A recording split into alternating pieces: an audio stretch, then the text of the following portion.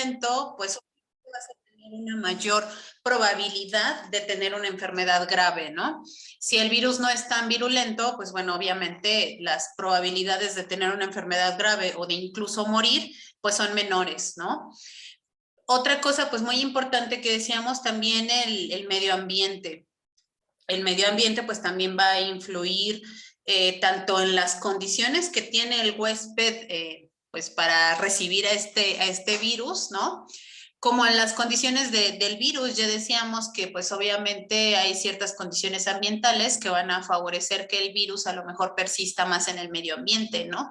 O que persista menos. O si se trata de un virus que es transmitido por vectores, pues obviamente también incluso la localización geográfica, dónde está distribuido este vector, si nosotros tenemos condiciones o ambientalmente hay condiciones para que el vector se propague, pues obviamente va a haber mayor facilidad de que el virus se propague entre el vector y después del vector se propague a la población humana o incluso otras poblaciones, ¿no? Ya si hablamos de virus que incluso pueden afectar a otros animales, ¿no?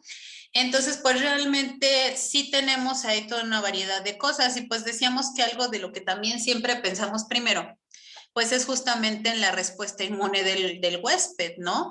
El factor huésped, pues obviamente es muy importante. Si nuestras condiciones son buenas, si en general tienes buena alimentación, si tu sistema inmune está trabajando adecuadamente, pues es mucho más probable que resistas una infección sin desarrollar una enfermedad muy grave, o incluso que si es una enfermedad grave, pues la puedas superar, ¿no? Que no mueras, a que si tu sistema inmune está todo deprimido, ¿no?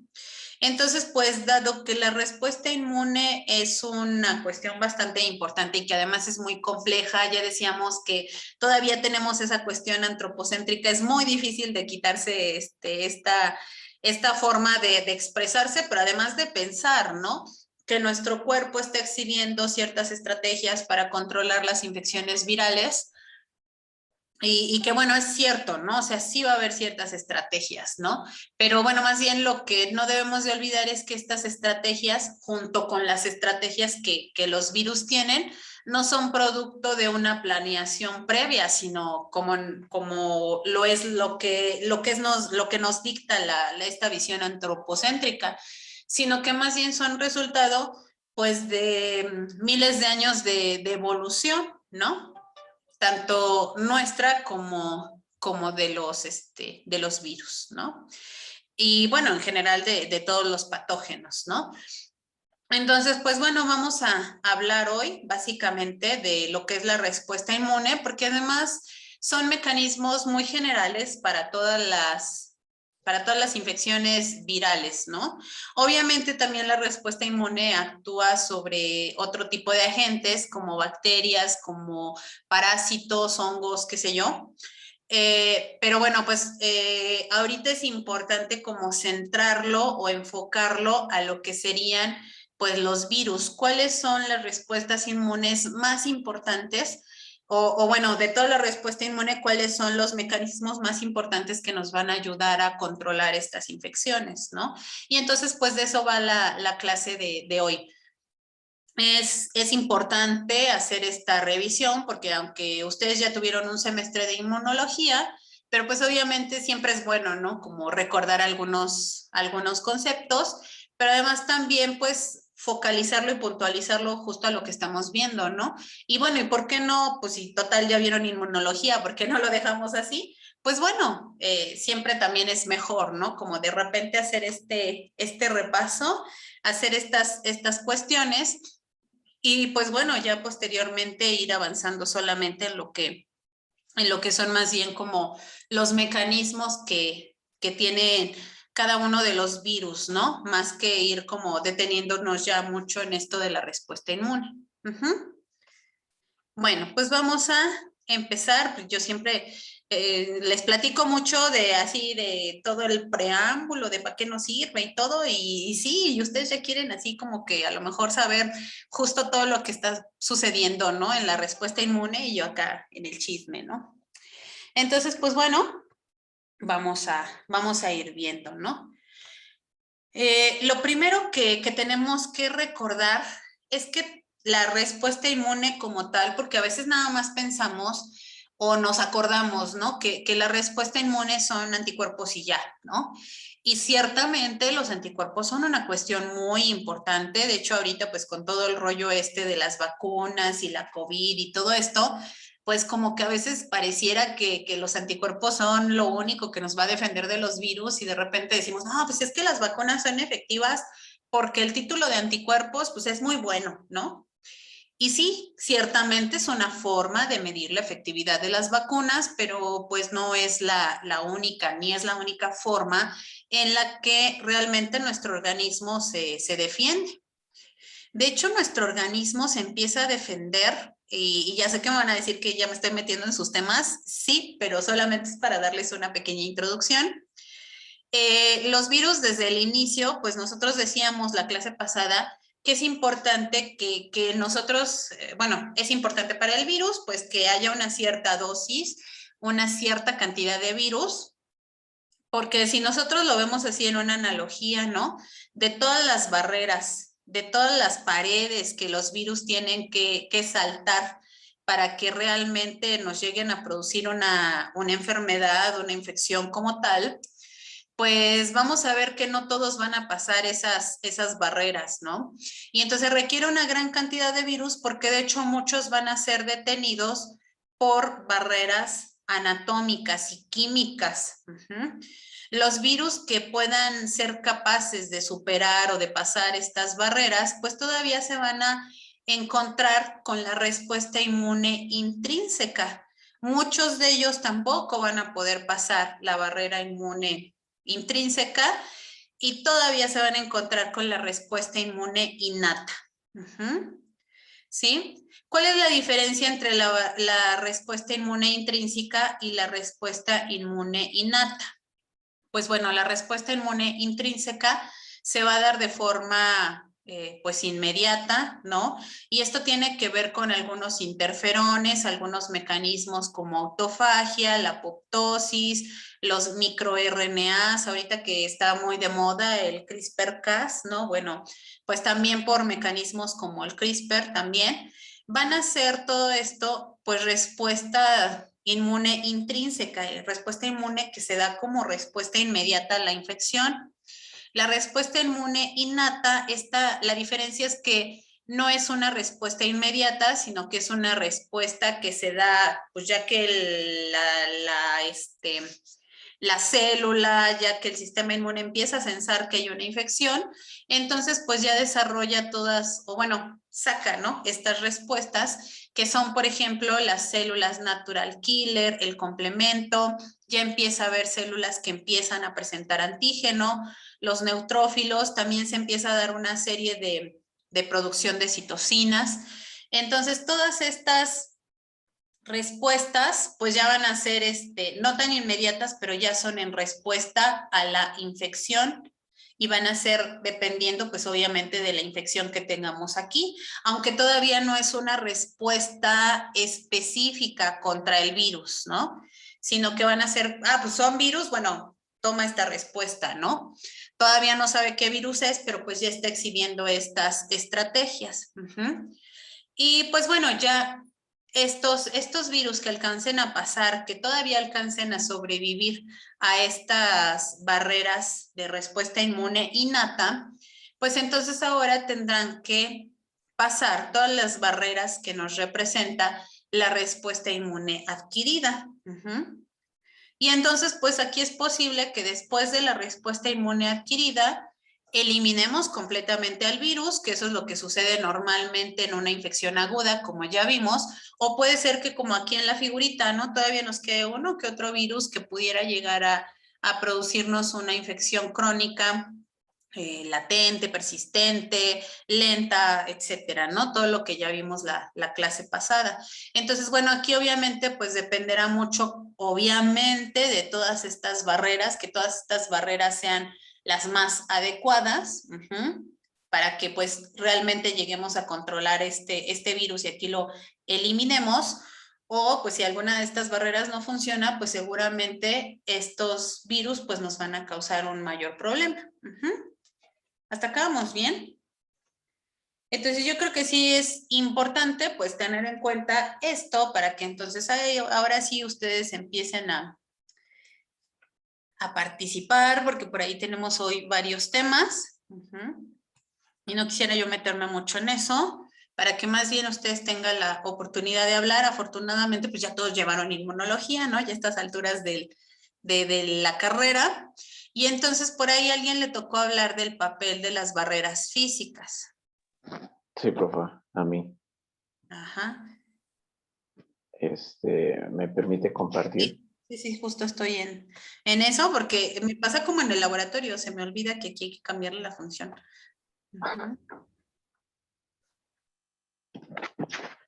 Ok.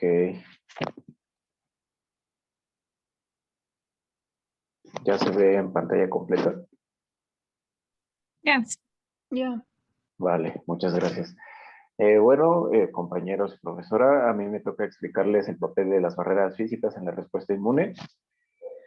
Y bueno, decidí hacer como una especie de mapa conceptual, no más bien mapa mental, sobre cada uno de los aspectos importantes. Y bueno, comenzando con los componentes propios de la barrera, de las barreras físicas, está la piel y las mucosas. Son los dos componentes fundamentales de esta barrera.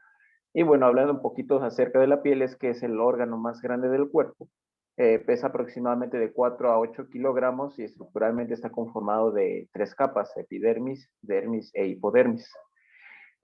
Hablando específicamente, una de las células más importantes que residen en este tejido son los queratinocitos, los cuales van a producir queratina y van a provocar que justamente la adhesión entre células sea mayor y casi se genere una capa impermeable para todos los microorganismos, a menos de que pues la integridad de esta piel se vea comprometida. Es bastante importante señalar que esta piel recubre básicamente todo el cuerpo, con excepción de las aberturas anatómicas correspondientes a los aparatos reproductores, el digestivo, los oídos y los ojos. Bueno, por otro lado, las mucosas están conformadas de epitelios mucosos que generan secreciones viscosas. Esto les permite atrapar e inmovilizar microorganismos, pero que a su vez no tienen la desventaja de que no tienen justamente esa impermeabilidad a microorganismos, por lo que son más susceptibles de cierta manera a la entrada. Bueno, hablando de la importancia propiamente de las barreras físicas, es que, bueno, algunos autores lo consideran como el componente más importante de la respuesta inmunológica. Sin embargo, en general, se debería de considerar como uno de los más importantes de la inmunidad en general, porque justamente es como que el filtro a la mayor cantidad de microorganismos del medio exterior. Es decir, que las barreras físicas van a ser lo que aísla tanto del organismo como del exterior. Entonces, va a ser la primera barrera que tengan que enfrentarse los microorganismos para poder atacar.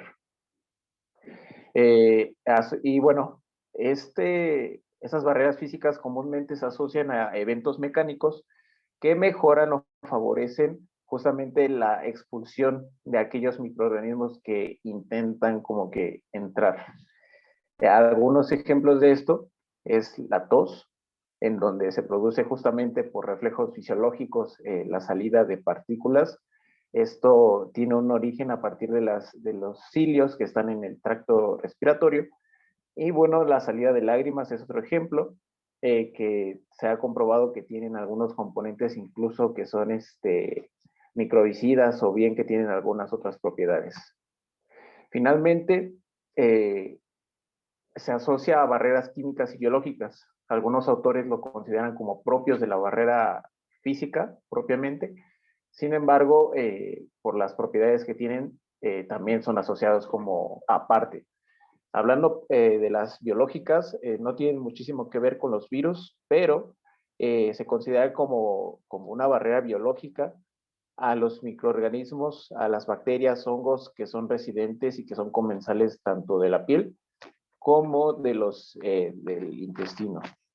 Y bueno, en ese caso ellos actúan en competencia por nutrientes, incluso secreción de algunos antibióticos, enzimas que van a provocar la lisis de células, en este caso de los posibles patógenos. Por eso les muestro la imagen de este lado.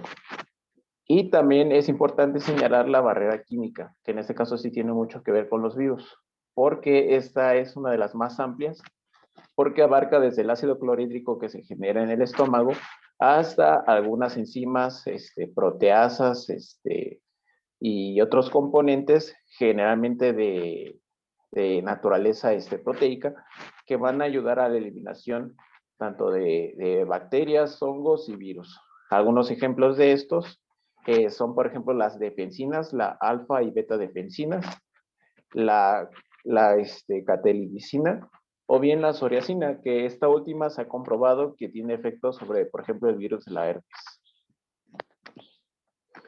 Eso sería todo. Muchas gracias.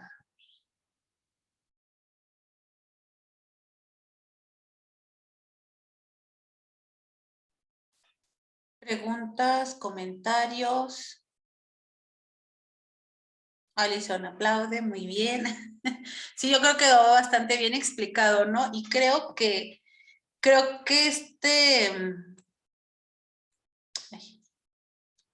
esta imagen que yo también pongo acá, pues sí nos refleja bastante bien todo lo que nos dijo Carlos, ¿no? Porque efectivamente vean aquí cómo son las barreras anatómicas, básicamente las que van a detener la mayor cantidad de virus, ¿no? Justamente por todo esto que ya nos explicó Carlos. Entonces, pues, bueno, ¿hasta acá hay alguna duda? No, no, profe. Uh-huh. Entonces, bueno, ya que tenemos a las barreras físicas, pues los pocos virus que pueden pasar esas barreras físicas, pues se van a encontrar toda una serie de mecanismos, ¿no?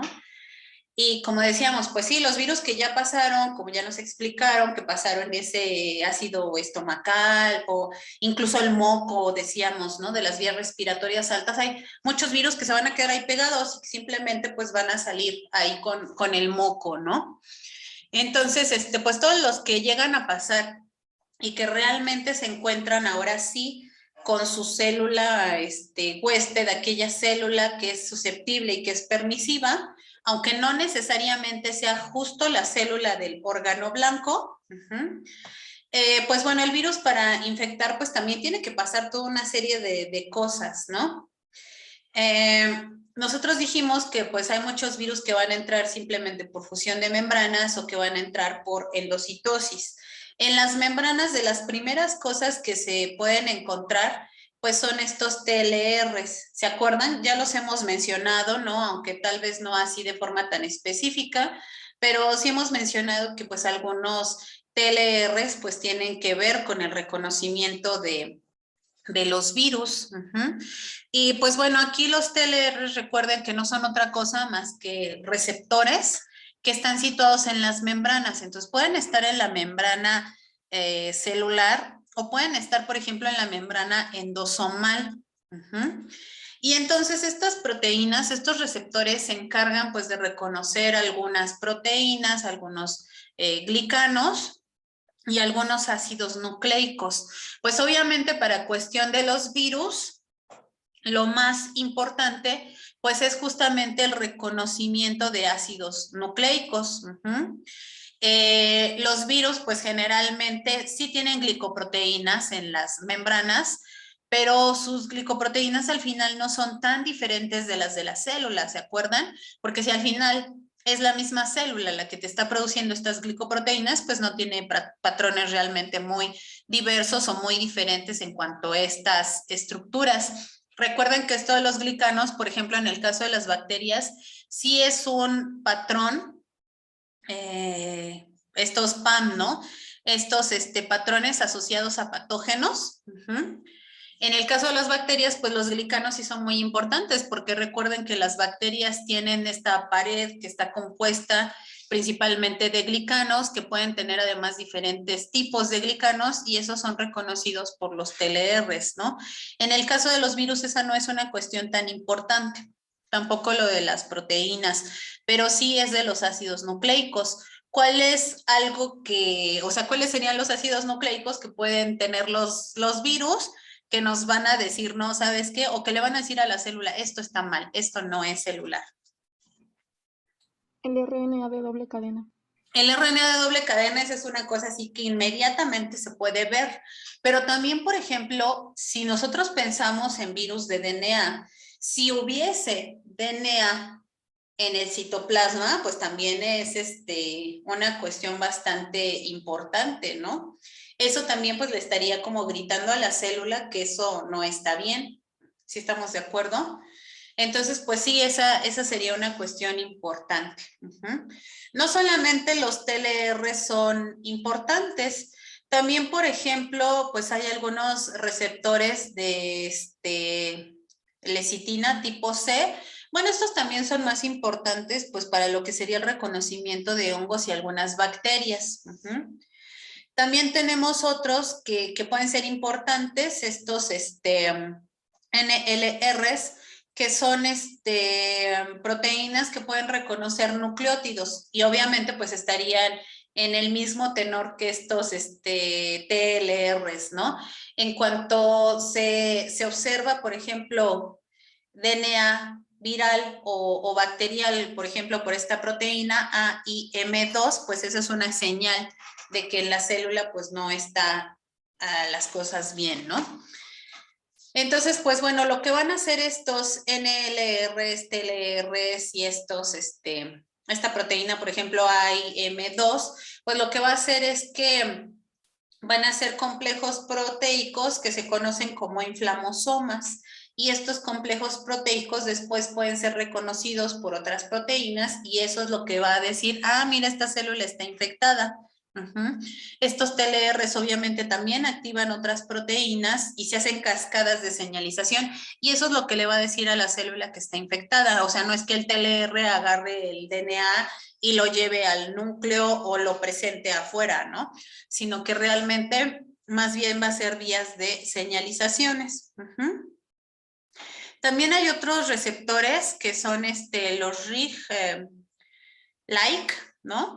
Y pues estos también son capaces de detectar RNA viral en el citoplasma. Y pues entonces estos los que van a encender principalmente es la producción de interferón 1. Entonces, obviamente esto es cuando ya el virus pues llegó y ya está infectando a esta célula. Y pues vean que aquí la principal respuesta es de interferón. Entonces aquí en realidad ya estamos hablando que la primera respuesta que se va a dar es esta respuesta innata que decíamos, ¿no? Que eran las producciones de interferones. Todas estas señalizaciones que dicen, hey, esta célula está mal. ¿Sí? ¿Hasta acá vamos bien? Entonces, pues bueno, vamos a ver cuáles son los TLRs importantes, ¿no? El TLR2 y el TLR4, pues son capaces incluso desde aquí, desde afuera, detectarnos algunos virus como citomegalovirus, como el virus de sarampión, que es measles, el virus incisional respiratorio, este virus de tumor mamario en ratones, bueno, obviamente eso se estudió en ratones, ¿verdad? Y entonces lo que hacen estos TLRs es encender estas moléculas TRAF6 y MIR88 y estos no son otra cosa más que factores de transcripción que van a llegar al núcleo y nos van a encender algunos interferones, como el alfa y el beta. Cuando los virus entran por endocitosis, lo más probable es que ahí se encuentren al TLR3, al TLR7, al TLR8 y al TRL9. El TLR3 se especializa en detectar RNA de doble cadena, ¿no? Entonces aquí los virus que son de doble cadena o por ejemplo estos virus positivos generalmente son los que pueden tener más este problema, ¿no?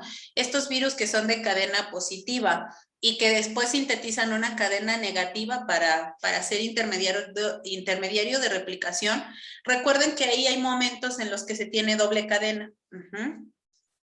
Entonces, los TLR3 pues serían aquellos que pueden detectar esta cuestión.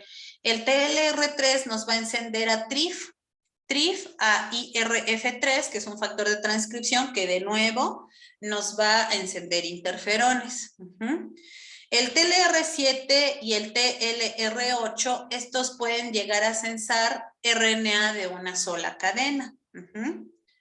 Y bueno, ustedes dirán, bueno, pues si al final, por ejemplo, los mensajeros, todos estos RNAs de transferencia y todos esos son RNAs de una sola cadena, ¿no? Entonces, ¿por qué estos TLRs, TLR7, TLR8, no los detectan?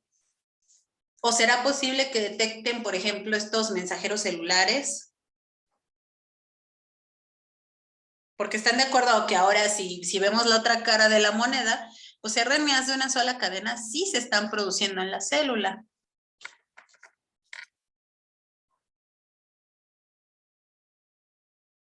¿Y por qué no tenemos así como una respuesta exagerada contra este tipo de cosas?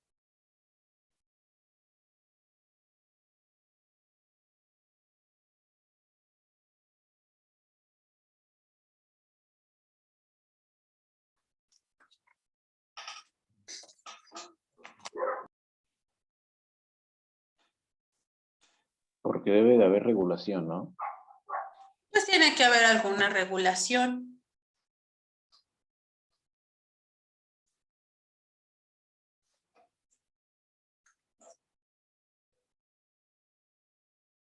Ahora, otra cosa es dónde están normalmente todos esos mensajeros, esos RNAs de transferencia, incluso el RNA ribosomal, que bueno, obviamente ese ya está acoplado con proteínas y tiene una estructura como más especializada, ¿no? Sería muy difícil que estos TLRs lo identificaran.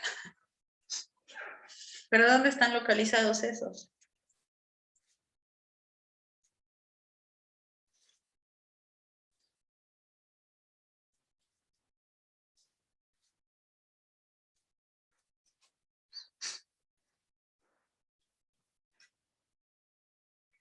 ¿No? ¿No se acuerdan dónde están los RNAs mensajeros de la célula?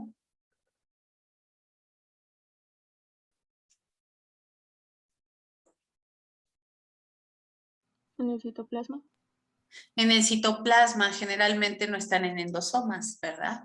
Entonces esa podría ser una diferencia, pero los virus sí llegan a los endosomas. Entonces en realidad tiene mucho sentido que estos TLRs pues no anden así como nadando en el citoplasma, sino que realmente más bien están justo acoplados aquí en los endosomas, porque aquí es posible que cuando el virus entra, esto es cuando el virus entra, o sea, ni siquiera ya en la replicación, cuando se produjeron un montón de proteínas virales, no, cuando el virus entra, si entra en un endosoma, aquí es probable que se empiece a desnudar, que a lo mejor empiece a salir la cápside o cosas así. Entonces, es probable que aquí en estos endosomas se detecte amidNA viral.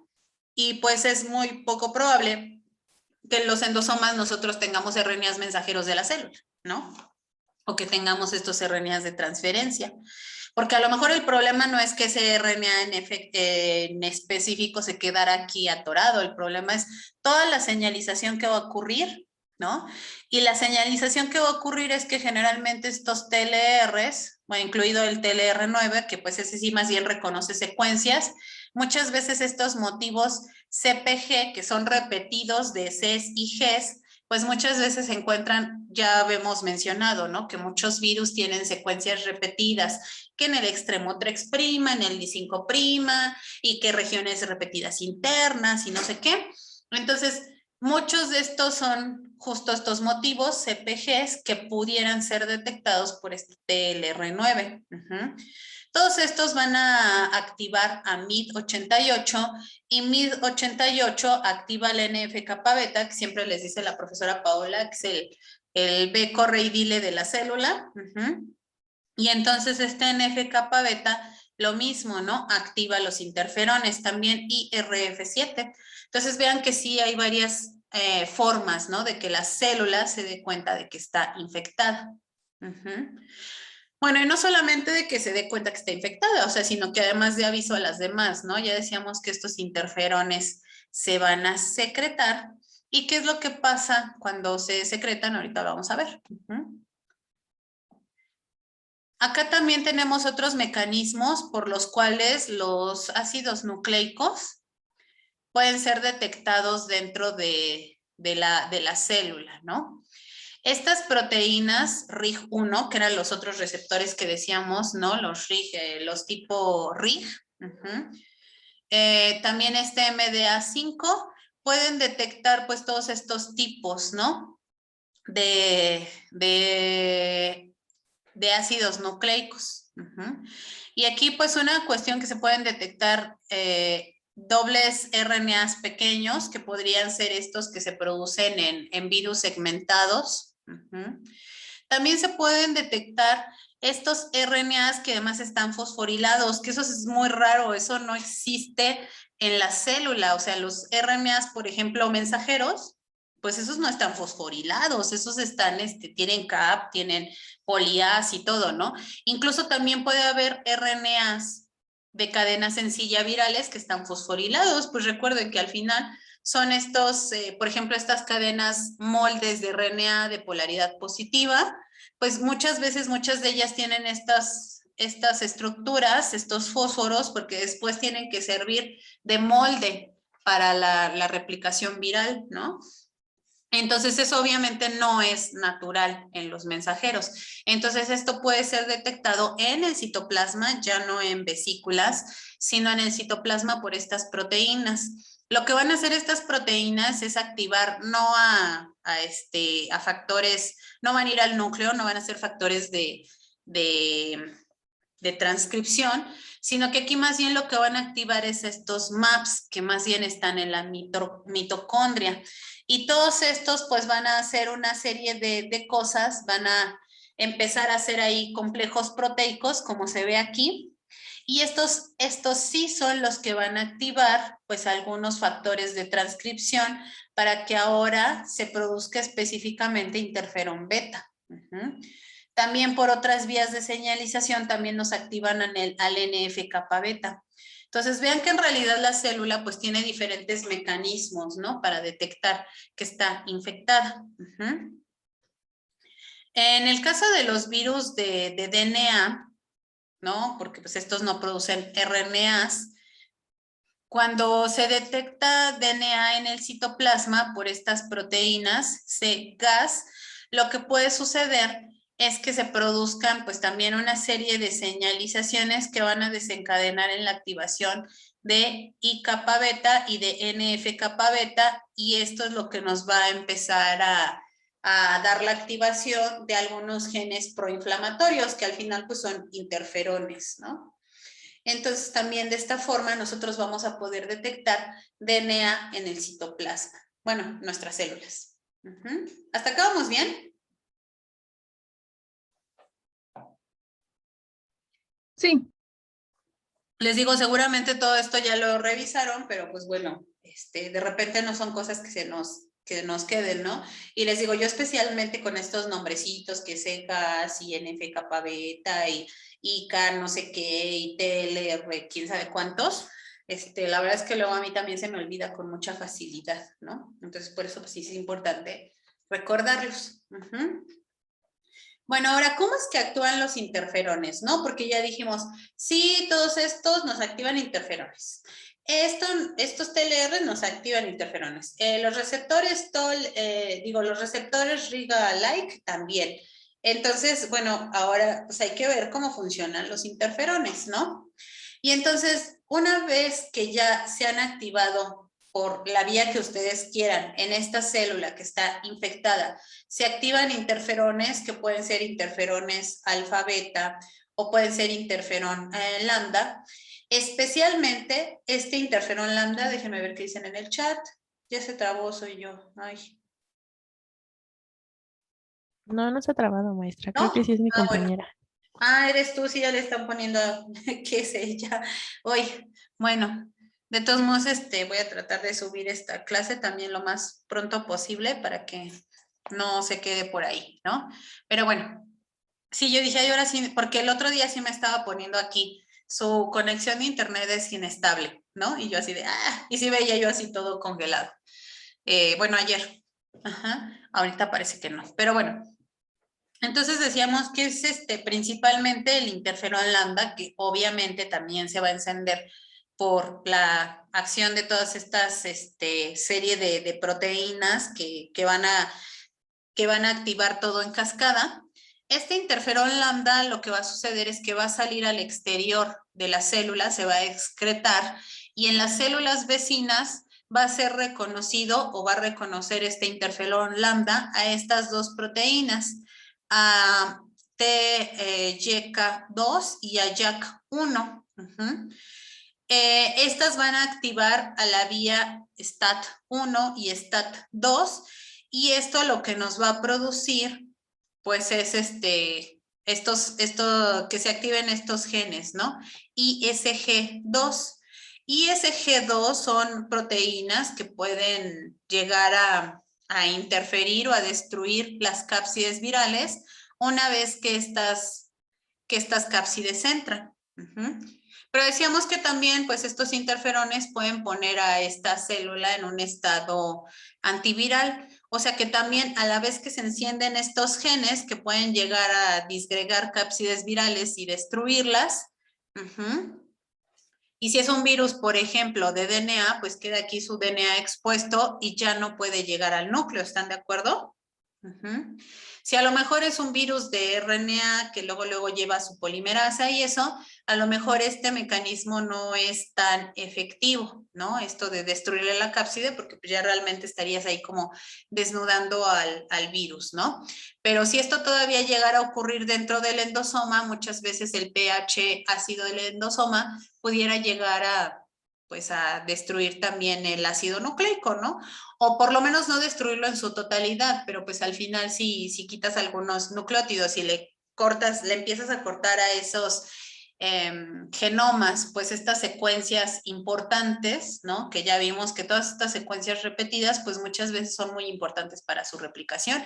Entonces, si esas secuencias ya no están, pues, intactas, muchas veces incluso es suficiente para que este virus ya no se pueda replicar. ¿Sí? ¿Hasta acá vamos bien?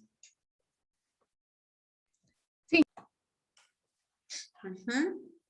Bueno, entonces una vez que ya se empezaron a dar todas estas respuestas que son innatas, que son básicamente estas respuestas del interferón, como decíamos también esta situación del CRISPR-Cas, ¿no? Que obviamente se activan en cuanto hay aquí estos RNAs, ¿no? También RNAs pequeños de interferencia, lo que hacen es reconocer de forma específica RNAs de cadena sencilla.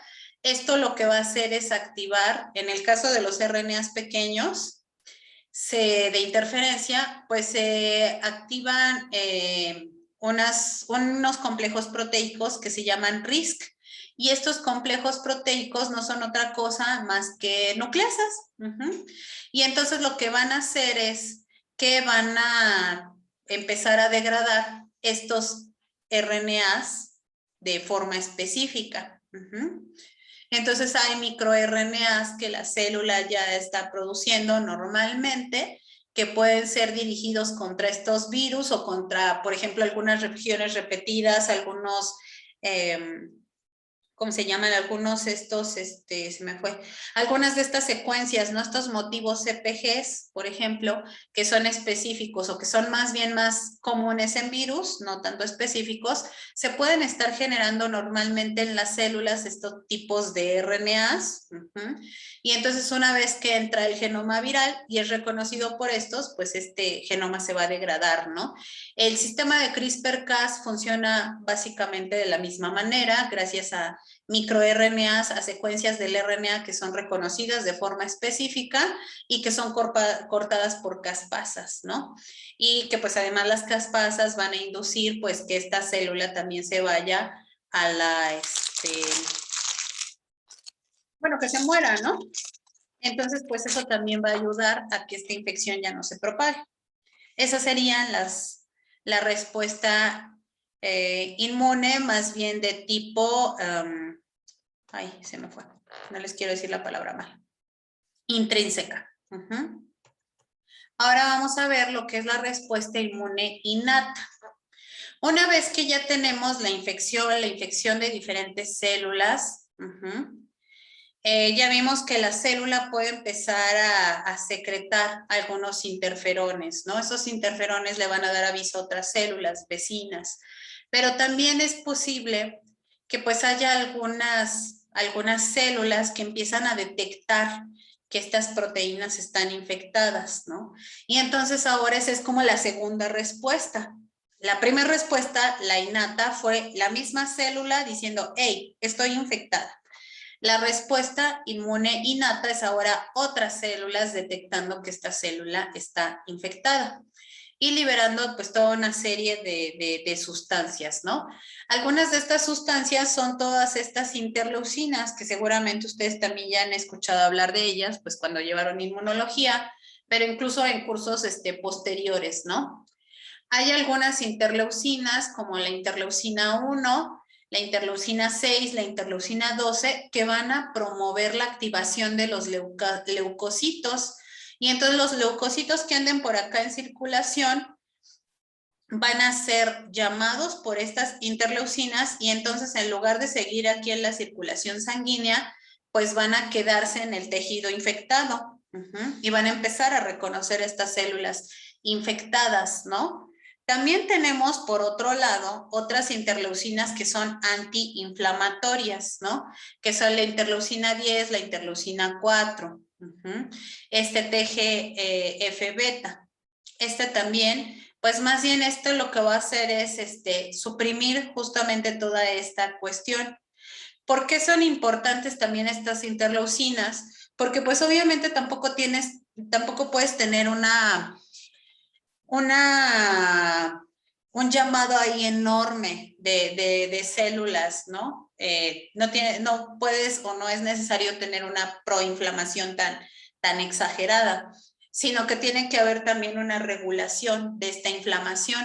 Y entonces, pues también vamos a tener la contraparte, que son estas interleucinas antiinflamatorias. Y también vamos a tener algunas quimiosinas, que esas sí se especializan en reclutar todas estas células, ¿no? Como la interleucina 8. Reclutar todas estas células de la respuesta inmune. Esto obviamente nos va a dar toda una reacción inicial. Y pues bueno, todas estas funciones iniciales, pues lo que buscan obviamente es contener la infección limitada en este sitio de infección.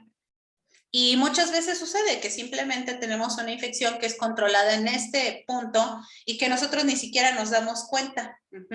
No tuvimos ningún signo, ningún síntoma ni nada. Y eso, como decíamos, tiene que ver pues que si el virus es muy virulento, también en las cantidades que entran, ¿no? Porque si entra un poquito de virus y aquí es controlado, pues ya, ni nos dimos cuenta, no pasó nada y ya, ¿no? Eso puede ser cuando tienes, como decíamos la clase pasada, que creo que sí lo decíamos con ustedes, no lo decía con ustedes, lo decía con el otro grupo, que por ejemplo ahora con esto del rollo de la pandemia, pues se empezó a ver que había mucha gente del personal médico, antes de ser vacunados, obviamente, que exhibían anticuerpos contra el virus, ¿no? En pequeñas cantidades, ¿no? Pero pues ellos declaraban nunca haberse infectado o nunca haber padecido la enfermedad, ¿no? Y entonces lo que se considera ahí es que a lo mejor pequeñas cantidades del virus, pues al final tú tienes una exposición constante. Imagínense personal del sector salud que está tomando muestras, por ejemplo, a pacientes con COVID, ¿no? O médicos que están teniendo consulta con este tipo de pacientes, ¿no? Pero que a lo mejor están secretando el virus en cantidades bajas o que ellos, gracias a su equipo de protección, pues están realmente teniendo un contacto muy bajo con este virus y a lo mejor se estaba controlando a este nivel. Cuando ya les hacen a lo mejor una prueba, ¿no? Para monitorear los anticuerpos, resulta que ya tienen un poco de esa respuesta, ¿no? Entonces, es posible que pues en pequeñas cantidades se logre mantener la infección aquí limitada. Pero también es posible que si, por ejemplo, el virus es muy virulento, se produce rápidamente, no es suficiente esta respuesta, o puede ser que a lo mejor grandes cantidades de virus, pues entonces aquí tengas una respuesta que no sea tan localizada, que no sea tan pequeña. Y entonces en muy grandes cantidades estas interleucinas pueden entrar a la circulación y eso te va a producir adormecimiento, letargia, pérdida del apetito, náuseas, te puede producir cansancio. Y entonces es ahí como que de repente el típico, no sé si a ustedes les ha pasado, que de repente como que hay días en los que dices, ay, me siento bien mal, me siento hasta como que con febrícula, me siento así todo cansado, aletargado, yo creo que algo me va a dar. Sí les ha pasado, ¿no? Seguramente que están así. No, yo creo que algo me va a dar porque me siento así como mal, ¿no? Y sí, o sea, son justamente todos estos primeros síntomas o estos signos que te están diciendo, hey, tienes ahí una infección. Todavía estamos acá como tratando de contenerla, pero tienes algo, ¿no? Y a veces pasa que pues simplemente al otro día ya están muy bien, porque pues sí, alcanzó esto a controlar la infección. O a veces pasa que el otro día sí ya están así con todo el escurrimiento nasal, con la fiebre a todo lo que da y cosas así. Pues bueno, ya se imaginarán que sucedió más bien al revés, ¿no? ¿Hasta acá vamos bien? Porque bueno, creo que ahora es muy importante que hablemos cómo es, ya decimos, ¿no? Sí, estas células pues van a detectar aquí qué células están infectadas. Pues bueno, ¿cómo lo hacen? ¿Cómo es que participan estas moléculas, el MHC, en el reconocimiento de estas células infectadas? Y ese es un tema que le toca por ahí a alguien. Sí. Sí, a ver, Sai, por favor.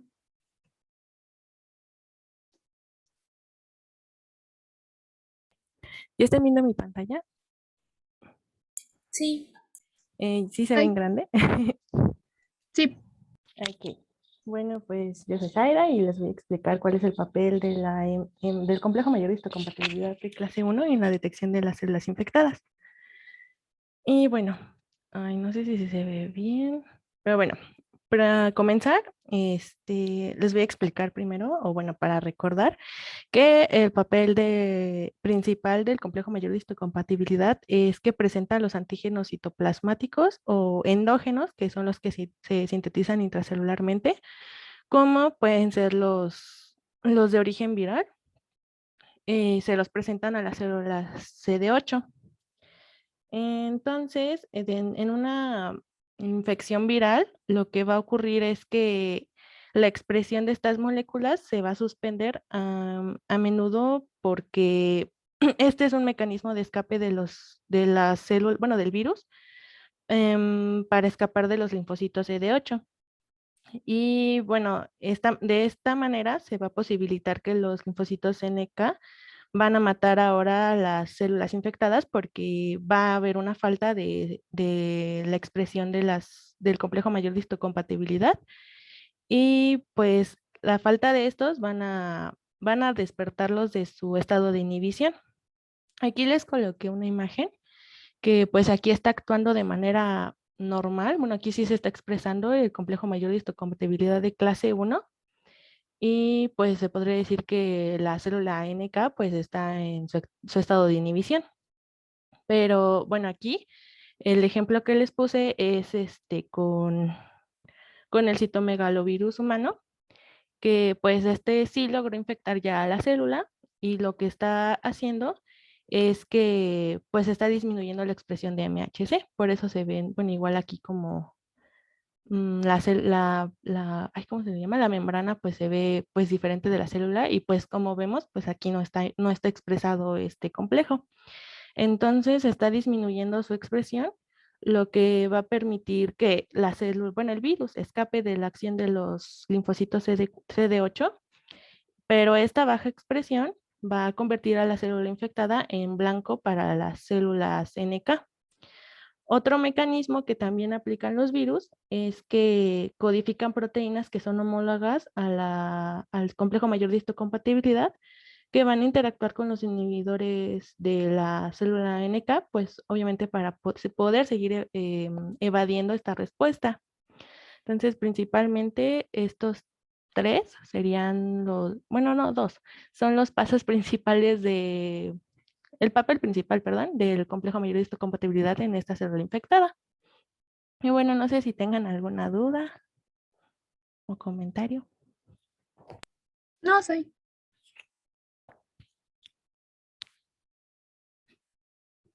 Ok, bueno.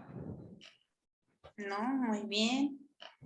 Entonces ya vemos, ¿no? Cómo es que gracias a estos MHCs, pues podemos, bueno, las células natural killer, los linfocitos CD8 y pues muchas otras pueden detectar ahí a las células que están infectadas.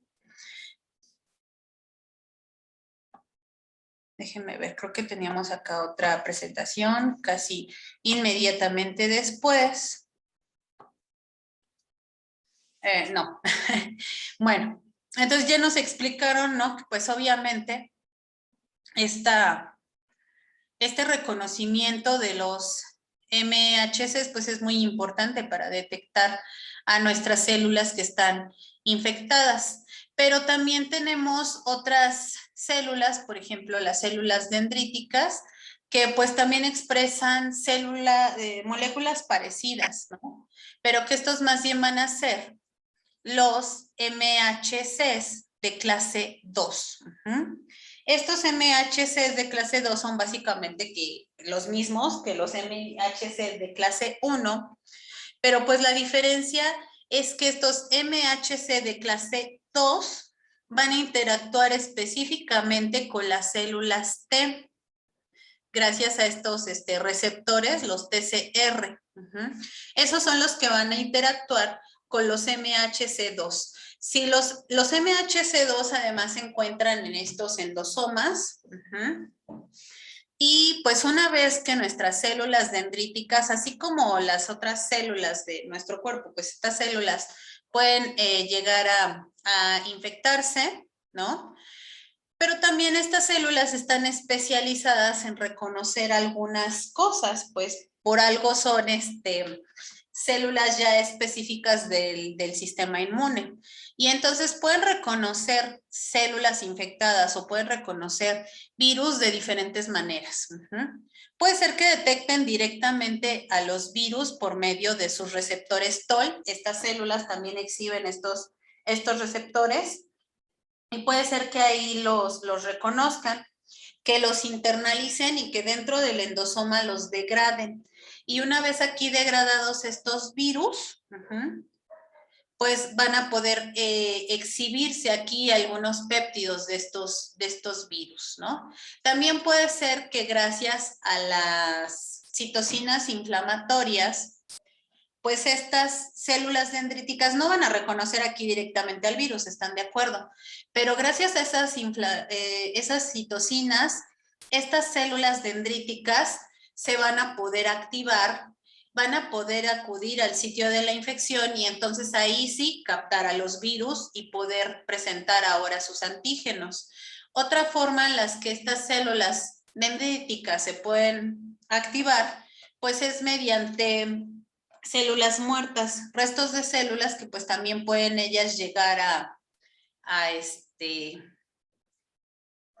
internalizar, ¿no? Y entonces pues presentar también a los péptidos, a los restos, pues aquí en estas MHC de tipo 2, ¿no?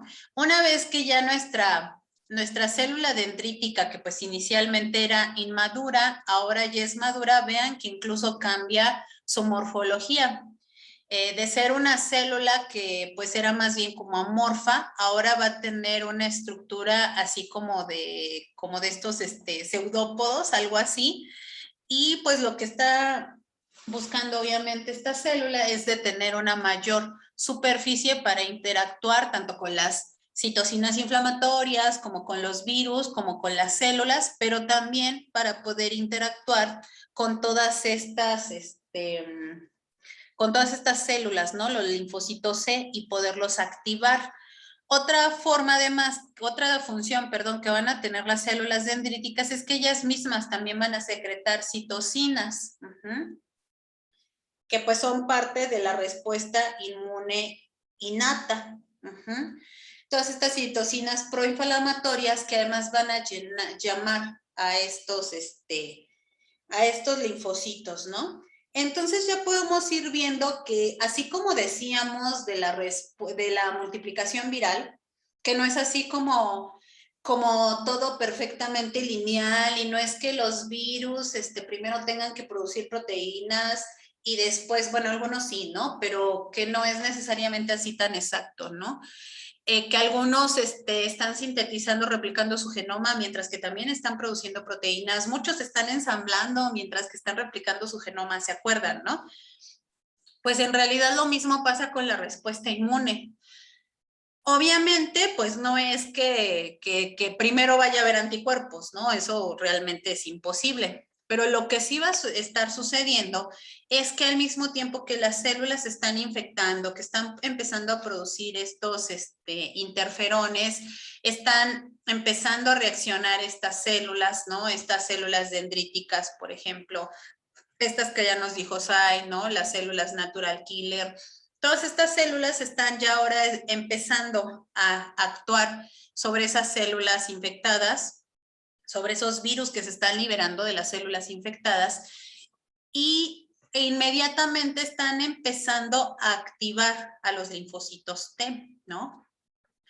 Y pues bueno, nosotros generalmente decimos que la respuesta inmune, como estaba aquí en mi imagen, decíamos que estará inmediata, estas son en minutos y en horas, y la respuesta inmune activa, adquirida, si bien nosotros decimos, o cuando vemos gráficas, o cuando hablamos de la respuesta inmune, siempre decimos, es que los anticuerpos de memoria, y la respuesta de memoria, y la respuesta adquirida, más o menos es después de 2 semanas de la infección.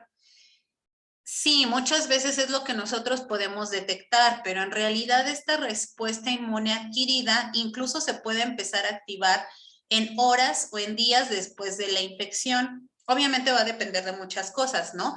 De qué tan activo esté nuestro sistema inmune, de qué tanto virus entre, de qué tanto se estén activando estas respuestas, pero lo que sí me gustaría que ustedes notaran es que una vez que ya se están encendiendo todas estas cuestiones de la respuesta inmune innata, una vez que ya se están secretando interleucinas, que ya están aquí acudiendo neutrófilos, que están viniendo aquí los linfocitos, en realidad ya se está empezando a activar la respuesta inmune adaptativa.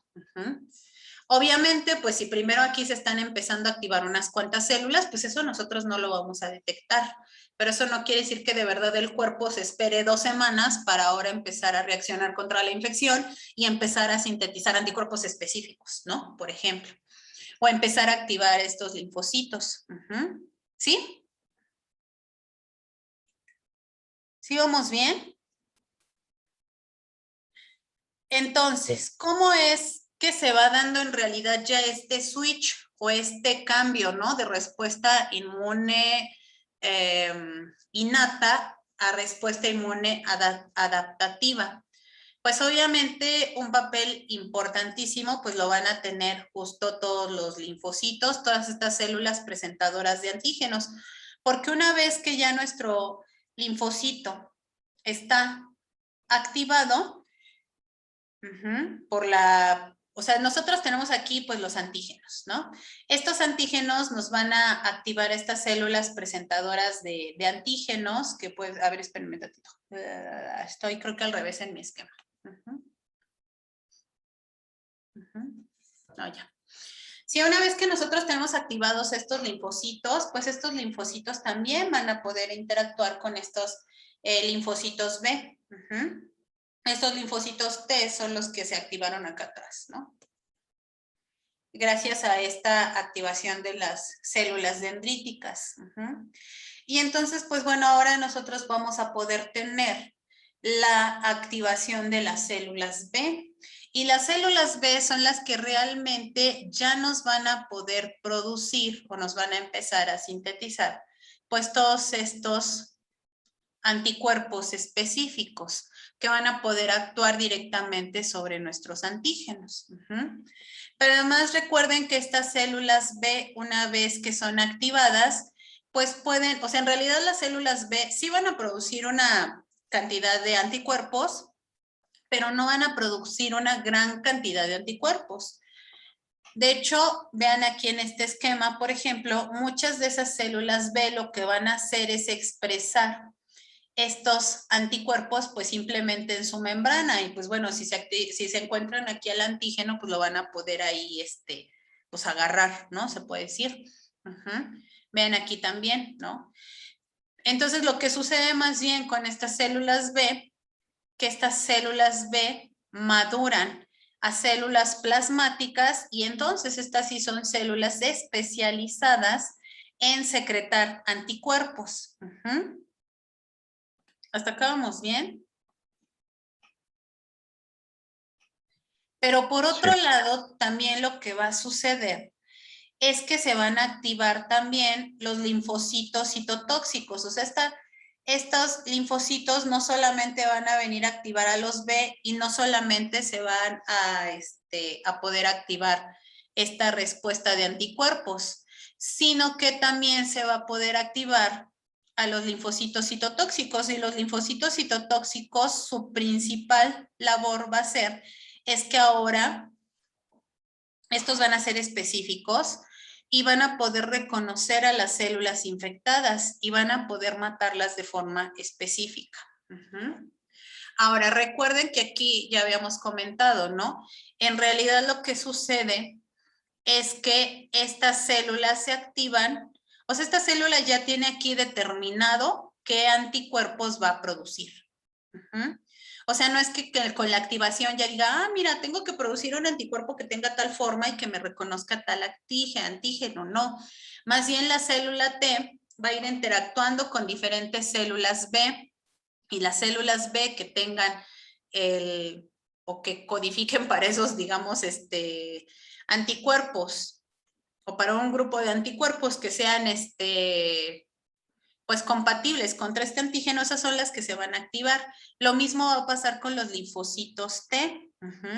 Y entonces decíamos, ¿no? Que pues acá es muy útil esto del splicing alternativo porque pues obviamente con una poca cantidad de genes pues vamos a tener diferentes células que son capaces de secretar o de tener toda una mezcla de diferentes anticuerpos, ¿no? Y una vez que obviamente estos linfocitos B maduran, pues van a poder producir pues los anticuerpos que nosotros necesitamos. No es que ante una infección se activen todos los anticuerpos así del planeta y entonces saber cuál es el contrario o cuál es el que nos puede actuar contra nuestro virus, ¿no? Sino que más bien se activan de forma específica. Lo mismo va a suceder con los linfocitos T citotóxicos. ¿Hasta acá vamos bien? Entonces, esta diapositiva es muy importante en el sentido de que noten, que recuerden que no solamente se sintetizan anticuerpos contra los virus, sino que también está la respuesta inmune celular. ¿Cuál respuesta será más importante? No respondan ahorita. Vamos a ver primero. ¿Cuál es el mecanismo de acción de los anticuerpos? Y eso también le tocaba a alguien.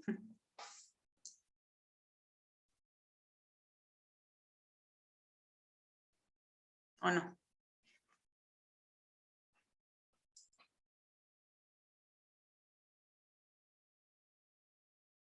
¿Ya se ve mi micrófono? Ahora mi pantalla. Sí, pero tu micrófono también se escucha. Bueno, yo les voy a dar el mecanismo de acción de los anticuerpos y bueno, tenemos que la inmunidad adaptativa controla infecciones víricas y esta está mediada por los anticuerpos. En este caso, como ya mencionó la profesora, durante esta infección viral se estimulan los linfocitos B maduros y estos hacen que proliferen y se diferencien en células plasmáticas, las cuales van a ser capaces de sintetizar anticuerpos específicos que van a reconocer y van a reaccionar contra diferentes antígenos virales. Esos ya sea que van a reconocer partes estructurales o no estructurales del virus y bueno, vamos a tener 3 tipos de anticuerpos, los cuales van a ser los anticuerpos neutralizantes, los cuales van a tener como función pues neutralizar la capacidad infectiva del virus. Estos se unen a proteínas de infectividad que son, bueno, que son aquellas que permiten la unión del virus a sus receptores celulares y estos van a impedir la entrada y la replicación de los virus. De manera general, estas se van a unir a los epítopos que van a ser indispensables para medir la fijación, para poder medir la fusión de membranas. Entonces, de esta manera, el virus ya no va a poder entrar a la célula para poder infectarla y replicarse dentro de ella. Otro tipo de anticuerpos van a ser los anticuerpos opsonizantes. En este caso van a ser anticuerpos como IgG1 e IgG3. En este caso, estos dos que les mencioné van a tener propiedades opsonizantes y bueno, en este caso, estos se van a unir a los antígenos virales y van a aumentar la fagocitosis de las partículas virales por células fagocíticas que van a poseer estos receptores Fc. Sin embargo, acá para algunos virus va a ser una gran desventaja porque estos anticuerpos pueden facilitar la entrada de algunas partículas virales, como en el caso del virus del VIH, la cual va a infectar los fagocitos mononucleares, entonces al realizar la opsonización, pues va a ser más fácil la entrada y la replicación del virus. Y finalmente, pues vamos a tener los activadores del complemento, los anticuerpos activadores del complemento. Y bueno, este tipo se van a unir a partículas virales y van a formar un complejo antígeno-anticuerpo. Este complejo antígeno-anticuerpo es capaz de activar el sistema de complemento y de esta manera va a generar la destrucción de la partícula viral o bien va a promover la fagocitosis. En este caso se realiza la formación de MAC, que es el complejo de ataque a la membrana, lo cual va a provocar la lisis celular. Y bueno, cabe resaltar que en el complemento hay 3 tipos de vías: la vía lítica, la clásica y la vía de las lectinas. Y me parece que en este caso de los virus es la vía lítica la más común en el caso de infecciones por virus. Y eso es todo.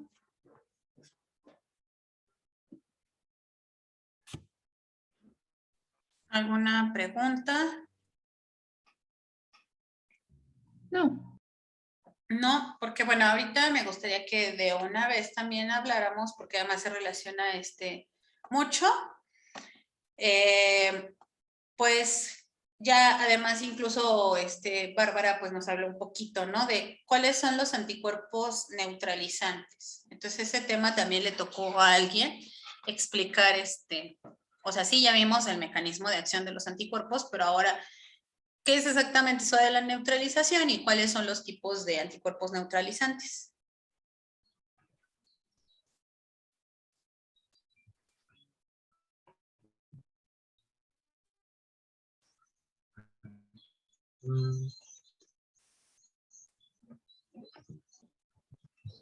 Sí.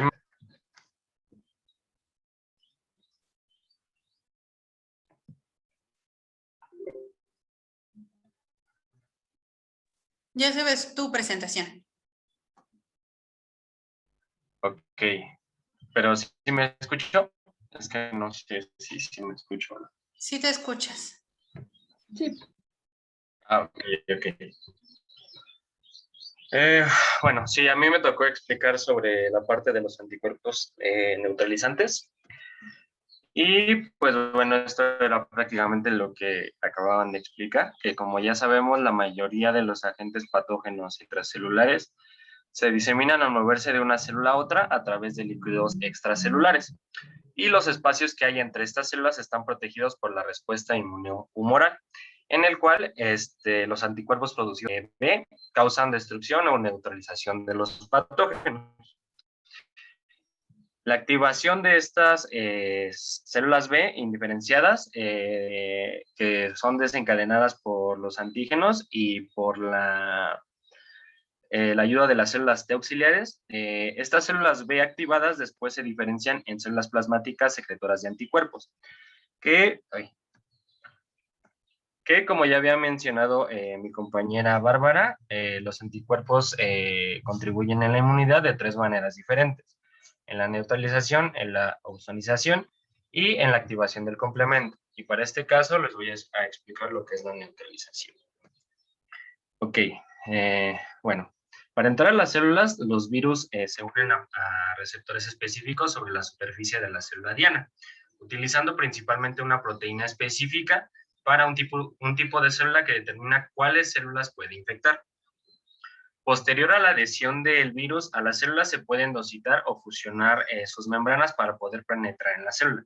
Sin embargo, los anticuerpos producidos por estas células plasmáticas se unen a esas proteínas específicas que interaccionan con los receptores que reconocen el virus, impidiendo como tal o neutralizando la unión. Para este caso se pueden destacar el papel de los anticuerpos IgA e IgG de alta afinidad. Y pues bueno, muchos anticuerpos que neutralizan a los virus lo hacen al bloquear de manera directa la unión del virus a los receptores de superficie. Sin embargo, algunas veces los virus quedan neutralizados de modo exitoso cuando cuando un anticuerpo se une a la partícula del virus y en estos casos el anticuerpo causa algún cambio en el virus que altera su estructura y evita que interactúe con sus receptores. En este caso les pongo un ejemplo en la neutralización del SARS-CoV-2. Y como sabemos, el primer paso para la infección por coronavirus es a través de la unión de la proteína de superficie, la proteína S, con el receptor AC2, que es la enzima convertidora de angiotensina 2 de las células del huésped.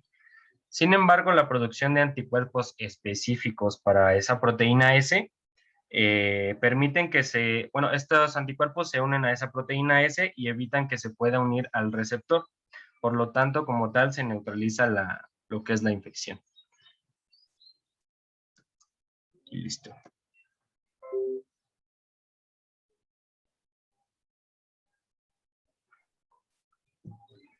Sí, muy bien. ¿Dudas?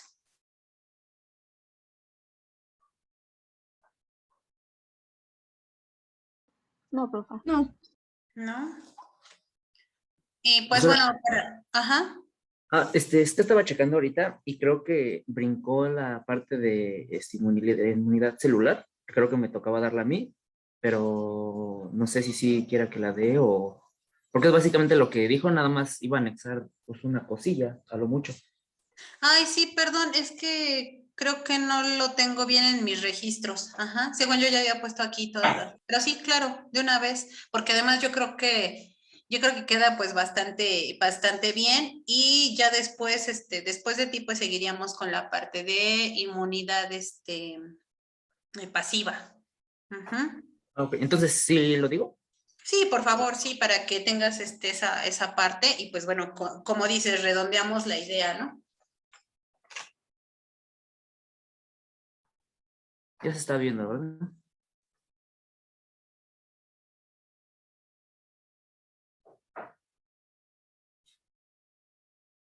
No sé si se esté viendo, porque se ve como en blanco. Bueno, a mí me sale en blanco la infografía. No, sí, ahorita sí se ve Y yo bien. también veo en blanco. ¿Sí? A ver, espera. Permítame. A lo mejor necesita esperar como que se cargue un poquito, ¿no? Algo así. Me dejo de compartir y vuelvo a compartir. Si no, de todas maneras, pues se los explico así, porque pues, es básicamente lo que ya estuvimos viendo, pero nada más les iba a mencionar una cosilla aparte. Sí, no sé qué está pasando, porque está viéndose así en blanco. Entonces, si quieren, se los subo a Classroom o al WhatsApp. Entonces, bueno, pues les platico básicamente. Es básicamente lo que ya nos dijo la profesora. En la inmunidad celular, pues ya estamos hablando básicamente de una inmunidad de tipo adquirida o adaptativa, pero pues obviamente esto pues es como que un conjunto, es todo en uno. Entonces, básicamente en cuanto el virus o el microorganismo atraviesa nuestras primeras barreras físicas y la inmunidad innata, que es como la que venimos por de fábrica, por así decirlo, pues estaríamos ya infiriendo que el virus está ya en su proceso de infección o ya estaría infectando a unas cuantas células pues, propias de nosotros, valga la redundancia.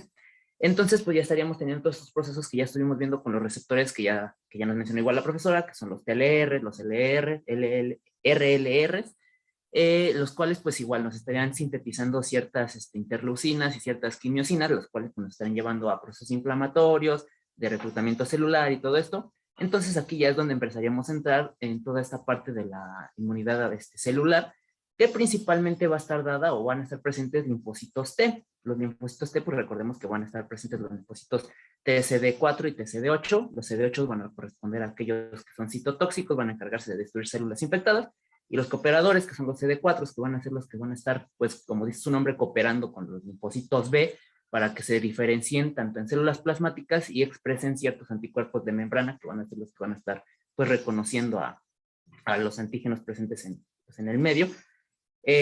Bueno, aquí pues básicamente lo único que les iba a mencionar como que de más es en la parte de las células dendríticas, donde podemos, bueno, en el caso de infecciones víricas podemos presentar o tener un evento que es conocido como presentación cruzada.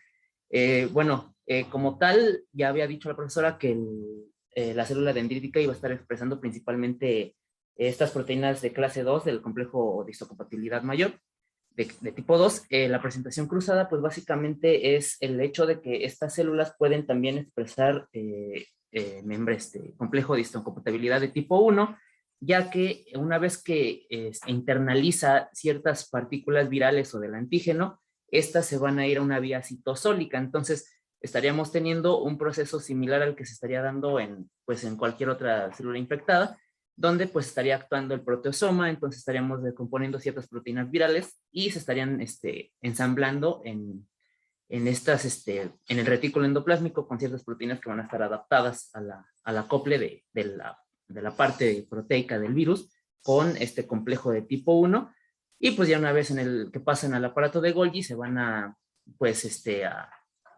dirigir a expresarse en la superficie de membrana, y una vez que las tenemos en la membrana de la célula dendrítica o de la presentadora de antígeno, pues se estarían estimulando la participación de los linfocitos TCD8, los citotóxicos, los cuales pues van a estar reconociendo aquellas células que estén expresando este antígeno en su superficie, pues para inducir el proceso de apoptosis o de autofagia. Y pues básicamente eso sería como que lo extra que les iba a dar, que era lo de la presentación cruzada. Y ya todo lo demás, pues es todo lo que ya estuvimos viendo, el principio de cómo una célula infectada puede ser atacada por las células NK, por la reducción de la expresión de estos complejos de histocompatibilidad de tipo 1. Y pues sí, básicamente eso sería todo, es lo que ya estuvimos checando ahorita. No sé si tengan alguna duda o que se les reafirme algo de lo que ya estuvimos viendo ahorita.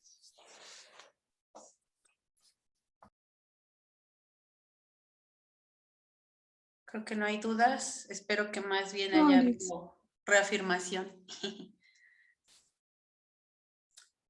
Bueno, era pues básicamente nada más como- sería, ajá, perdón. Sí, como lo que vimos. Sí, no te preocupes. Nada más era eso, lo de la presentación cruzada, que como que se me hizo interesante mencionarlo ahorita, porque sí, no sabía que se podía hacer eso.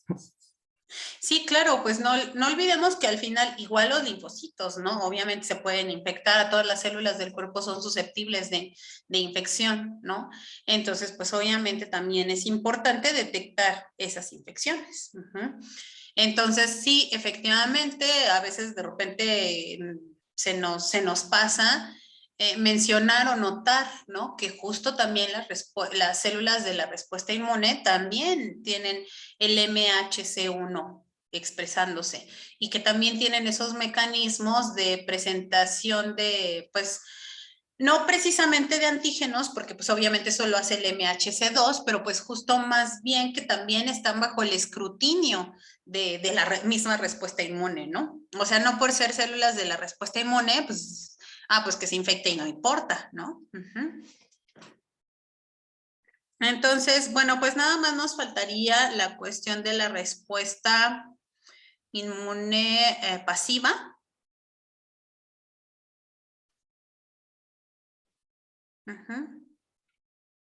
¿Ya se ven? Sí, Eli. Ya. Ok. Bueno, a mí me tocó exponer lo que es la inmunidad pasiva. Este es un tipo de inmunidad que se presenta cuando una persona recibe anticuerpos en lugar de producirlos en su sistema inmunitario. Esto puede ser de dos formas, de forma natural o de forma artificial. Entonces, en la forma natural, el ejemplo sería un lactante puede estar recibiendo los anticuerpos de la madre por medio de la placenta o por medio de la leche materna. Y de forma artificial, Esto es cuando una persona va a estar recibiendo los anticuerpos en forma de una inyección. Este tipo de protección que da la respuesta, la inmunidad pasiva es inmediata y esta va contra un antígeno en particular. Sin embargo, la duración de esta respuesta es de pocas horas, semanas o meses. Y pues ya sería todo.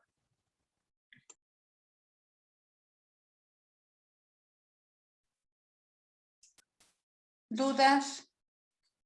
¿Comentarios?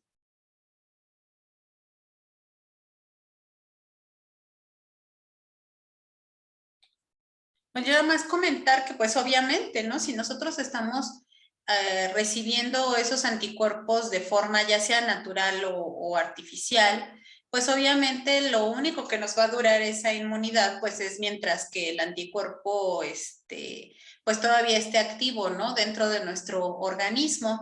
Y entonces, bueno, es muy poco probable realmente que un anticuerpo te dure pues semanas o meses, ¿no? Es más fácil a lo mejor que sea degradado en un tiempo pues relativamente corto. Pero bueno, pues se dice que puede durar meses porque pues al final, por ejemplo, la respuesta pasiva pues puede durar todo lo que dura la lactancia, ¿no? O por ejemplo, no sé si ustedes escucharon que también muy al inicio de la pandemia pues se proponía que un tratamiento podía ser que los pacientes enfermos recibieran suero de pacientes que ya se habían recuperado. Justamente esa es la idea, aplicar esos anticuerpos a estos pacientes, ¿no? Para que pues esos anticuerpos ya directamente actúen sobre el virus, como ya nos explicaron, neutralizándolo, o tal vez induciendo algunos otros mecanismos, pero principalmente neutralizándolo para que ya no pudiera infectar otras células, ¿no? Y de esa forma pues ayudar, digamos, al organismo a controlar esa infección, ¿no? Entonces, pues sí, esta parte es muy interesante y pues a lo mejor suena como comercial, ¿no? Pero bueno, pues para los que tengan hijos o bueno, en este caso pues para las chicas, ¿no? O cuando pues se vayan a embarazar, pues la lactancia materna pues no solamente le va a proporcionar nutrientes a los bebés, también les va a poder proporcionar esta parte, ¿no? Tan importante que es justo que esos anticuerpos pasan a través de, bueno, en la leche materna, y llegan al bebé. Y el bebé, aunque no tiene su respuesta inmune, pues totalmente madura, pues obviamente el hecho de que nosotros le estemos proporcionando anticuerpos mediante la leche materna, pues va a hacer a que tengan una protección pues bastante buena, ¿no? De hecho, ya lo hablaremos en su momento, pero bueno, creo que ahorita puede ser un buen ejemplo. Decíamos, ¿no? Que rotavirus afecta a niños menores de 2 años. Sin embargo, la vacuna se pone a los 6 meses. ¿Por qué se pone a los 6 meses? Porque mientras esperamos que si el bebé llegara a adquirir la infección a los 2 meses, a los 3 meses o así, realmente sean los anticuerpos de la madre los que lo protejan de la infección. Al final, la vacuna de este virus es un virus atenuado. Entonces, pues también el ponerle un virus atenuado a un bebé tan pequeño pues, podría llegar a ser pues no tan bueno, ¿no? Podría ser que en lugar de realmente despertar la respuesta inmune, le estemos produciendo una infección ahora por nuestro virus vacunal, ¿no? Entonces, pues la idea es que mientras que está en la etapa de lactancia materna, pues la idea es que sean los anticuerpos que le pasa a la mamá en la leche, quienes lo protejan, y una vez que ya su sistema inmune puede empezar a ser más funcional, entonces ahora sí le ponemos la vacuna y ya echamos a andar todas estas respuestas, ¿no? ¿Sí? Bueno, entonces ya vimos de forma así muy general, muy breve, ya sus compañeros también nos ayudaron a explicar pues algunas cuestiones importantes, ¿no? Sobre la respuesta inmune. Entonces, pues bueno, ahorita nada más me gustaría que ya en esta última media hora, yo espero en 20 minutos, hagamos una especie de ejercicio de discusión grupal. Y pues bueno, ahorita los voy a dejar 5 minutos en lo que yo hago escala técnica. 5 minutos para que de forma personal ustedes piensen alguna forma en que los virus pueden escapar a todos estos mecanismos que ya dijimos de la respuesta inmune. Ya vimos que son mecanismos sumamente variados, ¿no? Incluso por ahí ya nos dijeron algunos ejemplos muy específicos. Pero bueno, me gustaría que ustedes, cada quien, no es necesario que hagamos mini salas, ni mucho menos, porque además nos llevaría más tiempo. Pero bueno, ahorita en unos 5 minutitos, nada más así como que revisen, ¿no? Que en sus notas, no sé, qué es lo que, de qué forma, si usted fuera un virus, de qué forma escaparía a la respuesta inmune, ¿no? Si tienen varias respuestas, pues bueno, pues también está padre, ¿no? Se vale. ¿Sí? ¿Sí se entiende lo que vamos a hacer ahorita? 5 minutitos a la 1:38.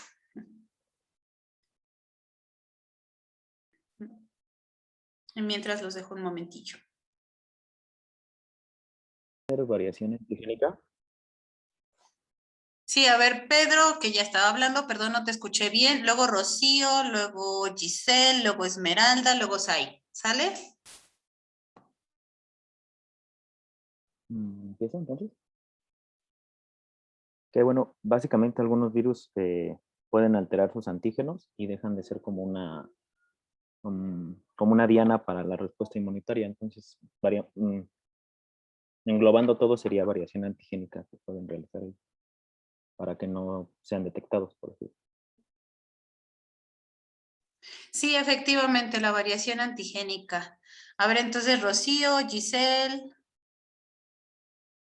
Esme. Puede ser también mediante mutaciones, y bueno, complementando lo que decía mi compañero Esteban, es de que la evasión anticuerpos neutralizantes, ya sea por impedimento estérico o cambio conformacional del epítopo de los virus.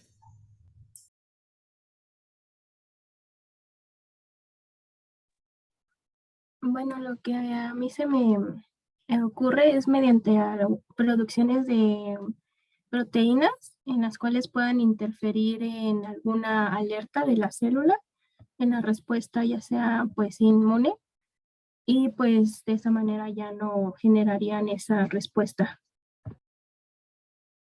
Sí, efectivamente, ¿no? Están todos los, por ejemplo, análogos de interferones o, pues como ahorita nos decían, ¿no? Por ejemplo, estas proteínas parecidas a los MHCs, ¿no? Que interfieren con la respuesta. Sí, muy bien, Giselle, esa puede ser una muy buena opción. Esmeralda, bueno, Yasmín, ¿no? Yasmín Esmeralda. Sí, Pues. es que tenía el de mi hermana abierto, perdón. A mí se me ocurre, bueno, por ejemplo, estaba leyendo que también puede ser una opción la resistencia en un lugar donde le sea difícil al sistema inmunológico llegar. Y es como lo que pasa con el papiloma y con el citomegalovirus. Exactamente, la infección de sitios inmunológicamente comprometidos. Claro, esa también es una forma de evadir la respuesta inmune. Sai, luego Bárbara Capistrán, Brittany, Carlos, Rubí. Bueno, yo igual dentro de lo que había investigado, pues es de que producen análogos, pues justamente para como pasar desapercibidos y las células, pues bueno, las células del sistema inmune no los reconozcan y no eliminen esa célula que está infectando al virus y pues así pueda seguir infectando. Así es. Bárbara, Brittany. Como en el caso de los anticuerpos opsonizantes, en el caso del VIH, que pues la célula que pues en la que se van a replicar pues va a ser los fagocitos mononucleares, entonces al ser opsonizados y pues de alguna manera, bueno, sí, opsonizados por estas moléculas, bueno, estas partículas, pues el virus se va a poder iniciar su proceso infectivo y replicativo. Entonces, como tal, no estaría evadiendo esta respuesta inmune adaptativa.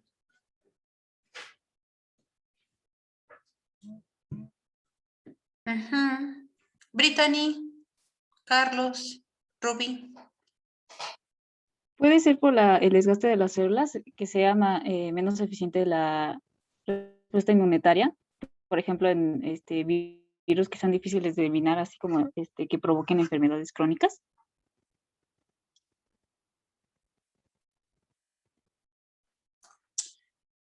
Sí, esa está un poco como rara, porque el desgaste de las células...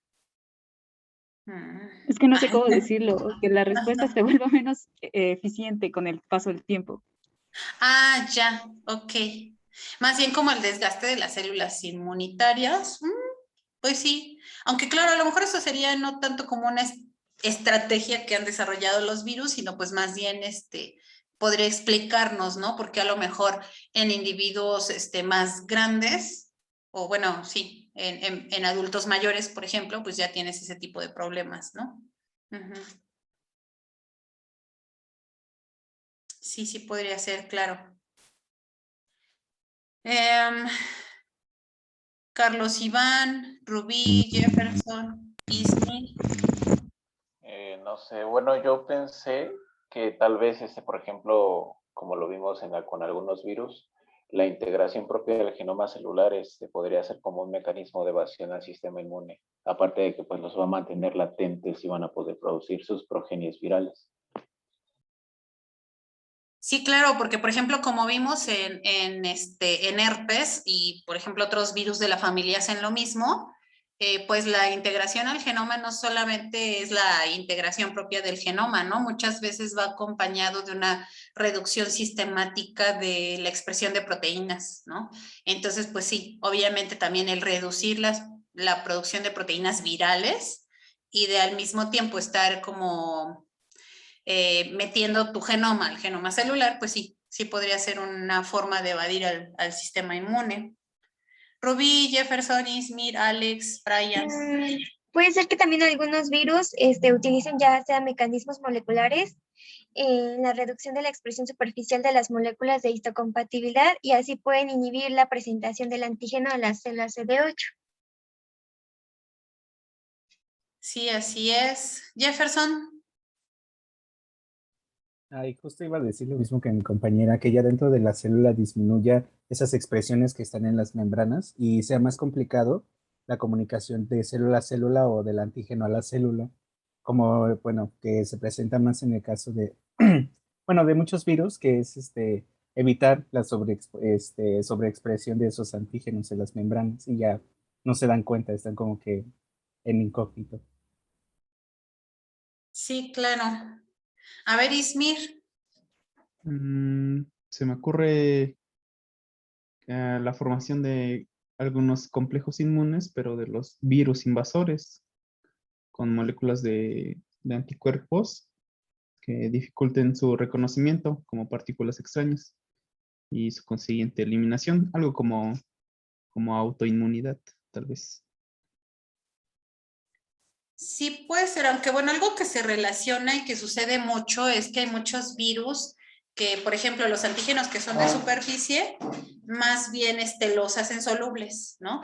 Como por ejemplo decíamos, ébola, que esta glicoproteína de la envoltura, pues secreta la parte soluble y entonces más bien ahora, más bien no es que los virus generen complejos inmunes, sino que más bien al estar estas proteínas solubles, pues se forman afuera los complejos inmunes ya con los propios anticuerpos. Entonces, y ahí pues estás captando una gran cantidad de anticuerpos que ya no van a ir dirigidos contra el virus. No sé si más o menos esa es la idea o por ahí iba. Sí, más o menos. Ajá. Sí, entonces a lo mejor más que los virus generen como anticuerpos que atrapen otros, pues más bien lo que hacen es generar estas proteínas solubles y que más bien se formen justo esos todos esos complejos. Alison, Brian, luego Carlos, luego Alex. Pues también podría ser como vimos en poliovirus, que tenía ciertas proteínas que lo que hacían era que evitaban que el RNA mensajero celular se uniera a los ribosomas. Entonces, si ya no hay proteínas celulares, pues no se van a producir las proteínas que sirven contra la defensa de la célula. Sí, podría ser. Brian, Carlos. Sí, aquí, uno de los mecanismos que investigué para lo de mi tesis sobre el Zika fue que el Zika emplea un mecanismo que se llama mimetismo apoptótico, en general, bueno, pues obviamente la respuesta del cuerpo es como tal destruir esas células que están infectadas. Y para eso expresan en su membrana fosfatidilserina para poder ser reconocidas por los receptores TIM y TAM. Pero el Zika virus, cuando es en su parte del ensamblaje, secuestra como tal la fosfatidilserina y la expresa en su membrana. Entonces, al expresarlo en su membrana, las células fagocíticas creen que están reconociendo a una célula en apoptosis, pero están reconociendo como tal el virus. Entonces, ese mecanismo es el que emplean. Mira, ese es un muy buen ejemplo de cómo los virus pueden evadir al sistema inmune, pero además también usarlo para después infectar otras células. Carlos, Alex. Sí, como ya lo mencionaron, la producción de análogos. Y bueno, yo encontré uno que es el UL18, que este es un análogo del complejo de histocompatibilidad de tipo 1, que lo que va a hacer es que inhibe las células NK, las natural killer, y se une al receptor de los linfocitos B, y pues de esta manera puede evadir la respuesta inmune. De herpes, ¿no? Sí. Alex.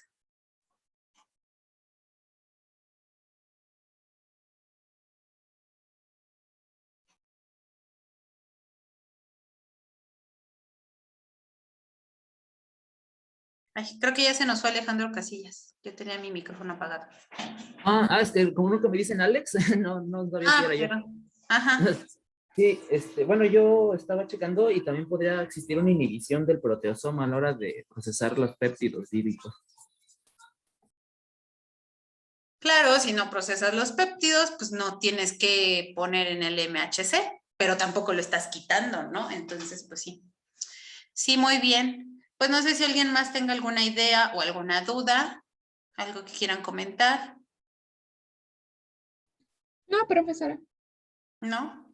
Pues bueno, obviamente, pues los virus también exhiben, ¿no? Muchas estrategias para evadir la respuesta inmune, y decimos de nuevo, no es que sea que lo planearon, sino que pues obviamente ha sido seleccionado, ¿no? Por la selección natural. Pues claro, si al final lo que ellos van a hacer al infectar es pues ser controlados con el sistema inmune, pues se van a propagar con mayor facilidad a aquellos que puedan escapar, ¿no? Entonces, pues bueno, yo espero que sí haya quedado muy claro el papel de la respuesta inmune en esto de las infecciones virales, ¿no?